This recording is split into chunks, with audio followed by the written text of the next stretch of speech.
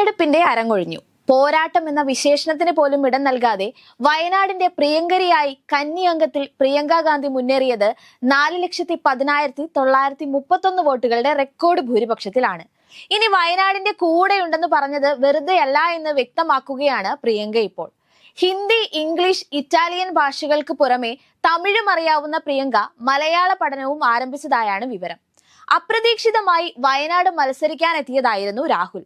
സ്വന്തം തട്ടകമായ അമേഠിയിൽ വൃത്തിക്ക് തോൽക്കുകയും വയനാട് വൻ ഭൂരിപക്ഷത്തിൽ വിജയിക്കുകയും ചെയ്തതോടെ വയനാട് എന്റെ സ്വന്തം നാടായി എന്നായിരുന്നു രാഹുൽ ഗാന്ധിയുടെ നിലപാട്. എന്നാൽ ഭാരത് ജോഡോ യാത്രയോടെ രാഹുലിന് വീണ്ടും ദേശീയ നേതാവെന്ന പരിഗണന ലഭിച്ചു.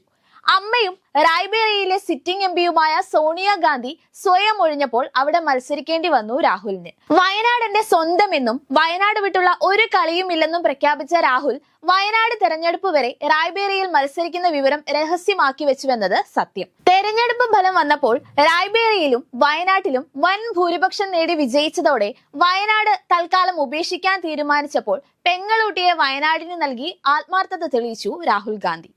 ഗാന്ധി കുടുംബത്തിൽ നിന്ന് ആരെത്തിയാലും വയനാട് എന്നതിന് പുറമെ കേരളക്കരയ്ക്ക് തന്നെ ആവേശമാണ്. ആവേശമേറിയ പ്രചാരണമായിരുന്നെങ്കിലും പരിഭാഷപ്പെടുത്തിയുള്ള പ്രസംഗം മാത്രം വയനാടിനും മലയാളികൾക്കും അത്ര സുഖിച്ചിരുന്നില്ല.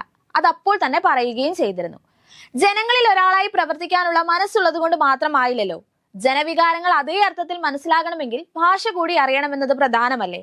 ആ ആവശ്യം മനസ്സിലാക്കിക്കൊണ്ട് തന്നെയാണ് അത്രയധികം ഭൂരിപക്ഷത്തോടെ ജയിപ്പിച്ച ജനങ്ങൾക്ക് വേണ്ടി പ്രിയങ്ക മലയാളം പഠിക്കാൻ ഒരുങ്ങുന്നത്.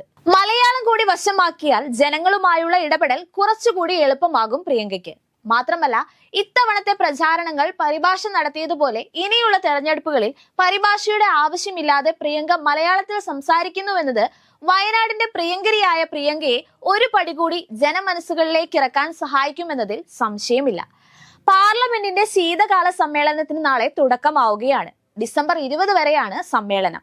വയനാടിന്റെ നിയുക്ത MP പ്രിയങ്ക ഗാന്ധിയുടെ സത്യപ്രതിജ്ഞയും ഈ ആഴ്ച തന്നെ നടക്കും.